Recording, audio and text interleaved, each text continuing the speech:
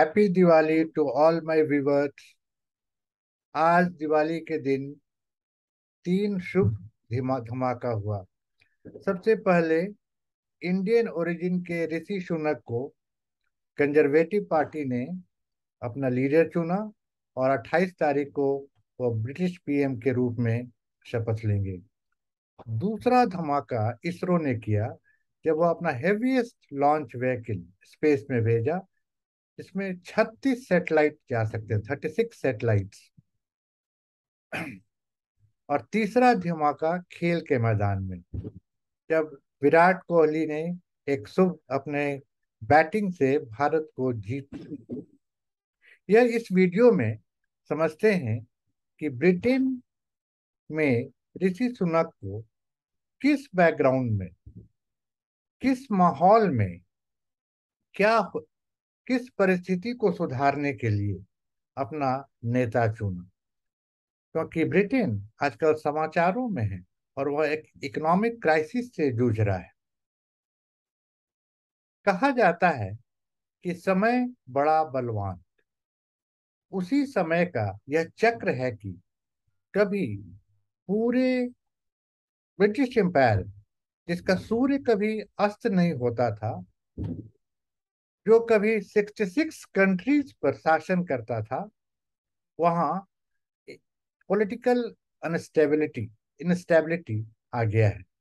और उसी इंस्टेबिलिटी को सुधारने के लिए ऋषि सुनक को ब्रिटिश का इंग्लैंड का प्रधानमंत्री पार्टी ने चुना है।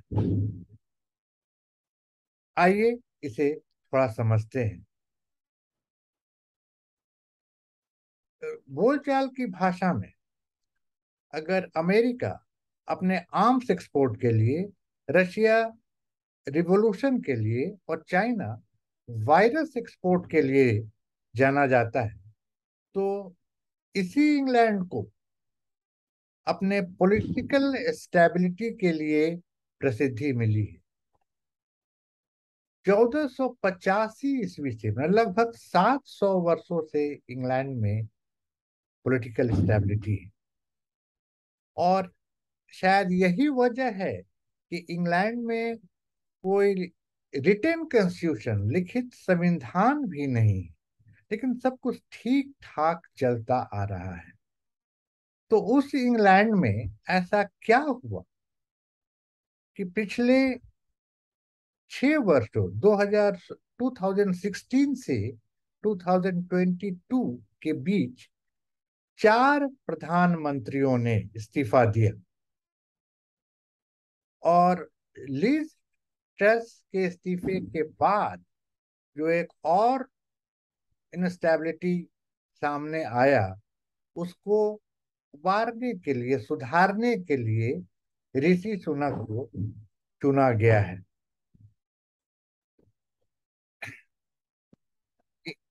ये स्थिति ऐसी आ गई कि अभी कुछ दिन पहले, 1-2 दिन पहले तक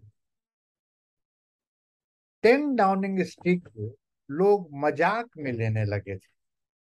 इसे एक गेस्ट हाउस मानने लगे कि आइए जाइए, खाइए पीजिए, आराम कीजिए और कुछ दिनों में चले जाइए।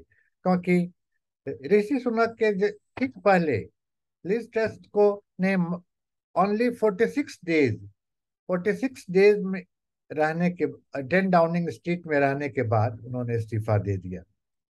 और कुछ ट्वीट जो अंग्रेजी अखबारों में निकलने लगा, जैसे अभी कुछ एक इंग्लैंड के नागरिक ने अपने 4 महीने के बच्चे के हवाले से यह कहा कि मैं, टू कोट, जो अपने बच्चे के लिए कह रहे हैं कि मैं 4 महीनों में 4 chancellor, 3 home secretary, 2 prime minister और 2 मोनार्क को देखा।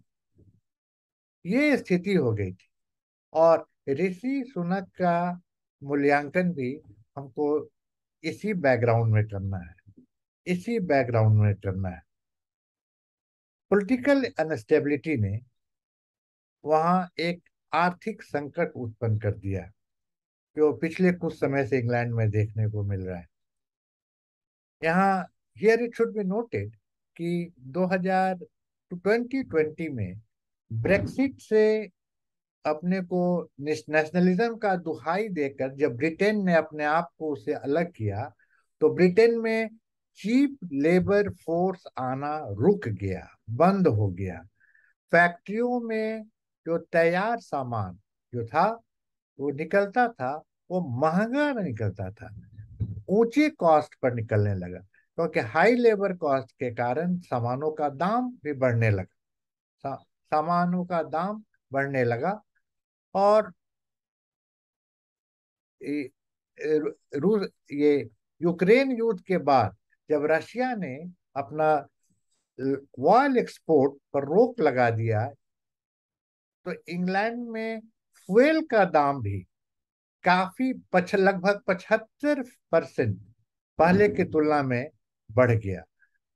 महंगाई दर, इन्फ्लेशन 1980 के बाद 11% के स्तर तक पहुंच गया। अगर अभी हम इसका भारत से तुलना करें तो भारत में इन्फ्लेशन 7% है। ऐसा हो गया है कि लोग एक शाम का ही खाना खा रहे हैं। मतलब इसका अर्थ है कि सबसे पहले ऋषि सुनक को जो इस कठिन परिस्थिति में क्या करना होगा कि लोगों का जो जिससे कि सामाजिक स्तर ठीक रहे, कि बिजली और भोजन, कि लोग ढंग से खाना खाएं और बिजली भी सस्ता रहे। लेकिन वो क्या क्या कदम, उनके सामने चुनौतियां क्या है? सबसे पहला चुनौती तो ये है कि वो उनको एक सोशल स्टेबिलिटी लाना होगा। लोग जो ये सोचने लगे थे कि चार गाड़ी में ऑफिस जाने के बदले अब एक गाड़ी में जाएं, जिसे पुलिंग सिस्टम के अंतर्गत एक ही अपार्टमेंट में अगर दो लोग रह रहे हैं तो वह मिलके एक ही जगह रहें, इससे में सुधार करना होगा।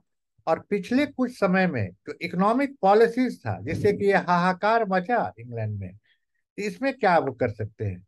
जैसे लिज ट्रस ने अचानक, और उनके पहले के कुछ प्रधानमंत्रियों ने, कि बैंक से इंटरेस्ट लोन बहुत लो कर दिया, 2%। लेकिन ये सस्टेनेबल नहीं होता है। वो केवल लोगों को खुश करने के लिए, उनके हाथ में पैसा देने के लिए ऐसा वह कदम उठाए। तो टैक्स कट कितना हो। और दूसरा एक और मिस्टेक जो भी जिसको कि वो निवारना होगा, जो ऋषि सुनक को देखना होगा, कि कॉरपोरेट टैक्स, क्योंकि कोविड के जमाने में कुछ खास तरह के लोगों को बहुत फायदा भी हुआ था, तो उसमें कितना वो बढ़ाएं, कितना टैक्स कट रखें, कितना बढ़ाएं, इंटर होम लोन कितना फिर ऊपर ले जाएं कि लोग का सामाजिक जीवन भी बना रहे। और सबसे बड़ी बात, ये सबसे बड़ा चुनौती ऋषि सुनक के लिए तो ये होगा कि ये अभी वो जो पीएम के रूप में घोषित हुए हैं, उन्हें इंग्लैंड की जनता ने नहीं बनाया है।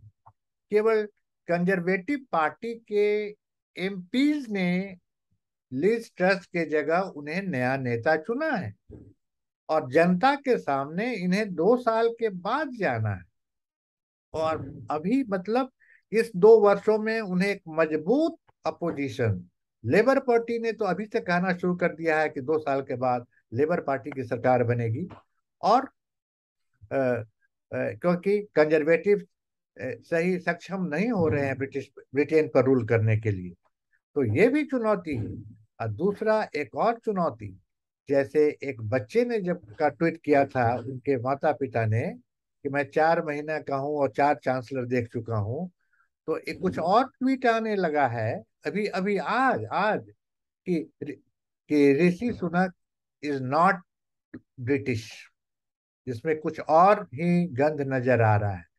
तो कई तरह के चुनौतियों के साथ हम शुभकामना देते हैं ऋषि सुनक को कि वह सक्षम हो और इस 2 साल के पीरियड को, कमिंग 2 इयर्स में, एक सक्सेसफुल प्राइम मिनिस्टर साबित हो और कंजर्वेटिव पार्टी को जीत दिलाएं।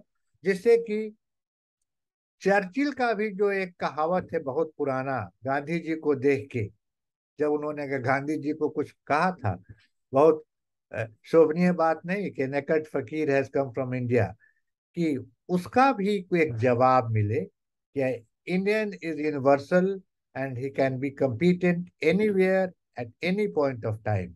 और पुनः अब कोहिनूर का जो ब्रिटेन के मोनार्क के ताज में जो कोहिनूर है उसका शोभा बढ़े।